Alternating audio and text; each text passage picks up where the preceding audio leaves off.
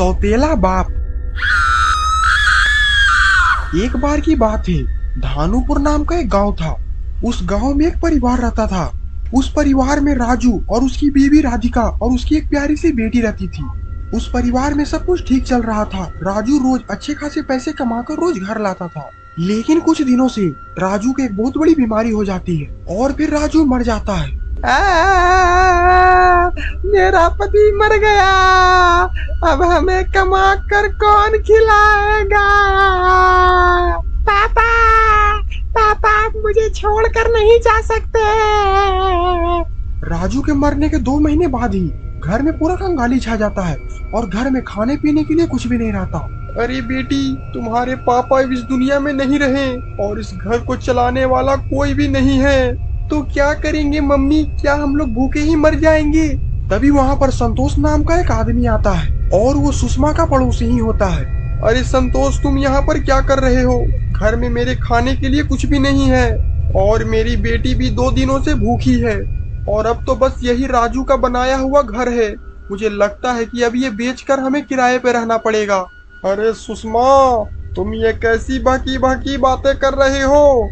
मेरे होते हुए तुम किराया पर रहोगी? राजू मेरे भाई जैसा था।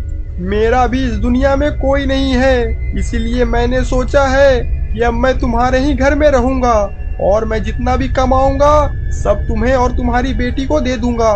का मतलब कि मैं तुम्हें पापा बोल सकती हूँ? हाँ बेटी, आज से मैं तुम्हारा पापा ही हूँ। और फिर संतोष सुषमा के घर में ही रहने लगता है और रोज काम पर जाता और सारा पैसा कमाकर सुषमा के हाथ में दे देता और उसकी बेटी का भी काफी ख्याल रखता।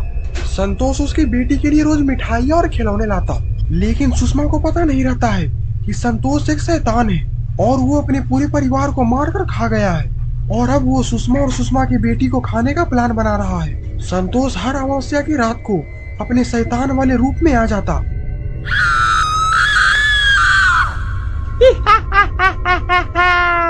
आज अमावस्या की रात है और आज मैं सुषमा को खाऊंगा। चलो अब मैं सुषमा के कमरे में चलता हूँ। और फिर संतोष सुषमा के कमरे में चला जाता है। उठ जाओ सुषमा, अब मरने के लिए तैयार हो जाओ। शैतान की इतनी भयंकर आवाज सुनकर सुषमा उठ जाती है। कौन हो तुम और यहाँ पर क्या करने आए हो? मैं संतोष, इतनी जल्दी भूल गई? अब मैं तुम्हें खाऊंगा। संतोष, ये तुम क्या कह रहे हो? तुम तो एक शैतान हो और मैंने तुम्हें अपने घर में सहारा भी दिया है और तुम मुझे ही मारने की बात करते हो।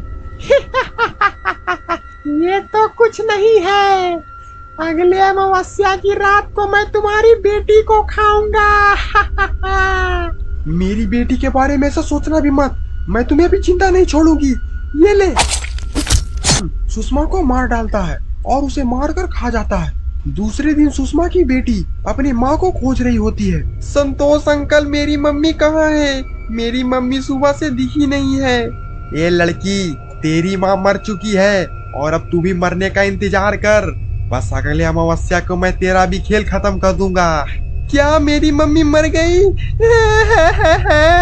चल अब रोना धोना बंद कर और शांति से कमरे में जाकर बैठ, नहीं तो मैं तुझे मार मार के यहीं पर हड्डी पसली तोड़ दूंगा। ये सुनकर सुषमा की बेटी कमरे में चली जाती है। माँ, आप मुझे छोड़कर क्यों चली गई? अब मैं किसके सहारे जीऊंगी? और अब ये अगले अमावस्या को मुझे भी मार कर खा जाएगा। माँ, मैं मरना नहीं चाहती माँ। और फिर दूसरी अमावस्या आ जाती है और संतोष अपने असली रूप में आ जाता है। काफी दिनों बाद मुझे मासूम बच्चे का मांस खाने के लिए मिलेगा। चलो अब पेट पूजा शुरू करता हूँ। और फिर वो शैतान सुषमा की बेटी के कमरे में चला जाता है। चल लड़की, अब मरने के लिए तैयार हो जाओ। नहीं नहीं, मुझे छोड़ दो, मैं मरना नहीं चाहती। अभी मेरी उम्र ही क्या है? ये सब मैं कुछ नहीं जानता। ये पापी पेट के लिए तुझे मरना ही होगा। और फिर वो शैतान धीरे धीरे सुषमा की बेटी की तरफ बढ़ने लगता है। तभी बीच में सुषमा की चुड़ैल आ जाती है। मेरे होते हुए तुम मेरी बेटी को छू भी नहीं सकते। वीडियो को लाइक करो, चैनल को सब्सक्राइब।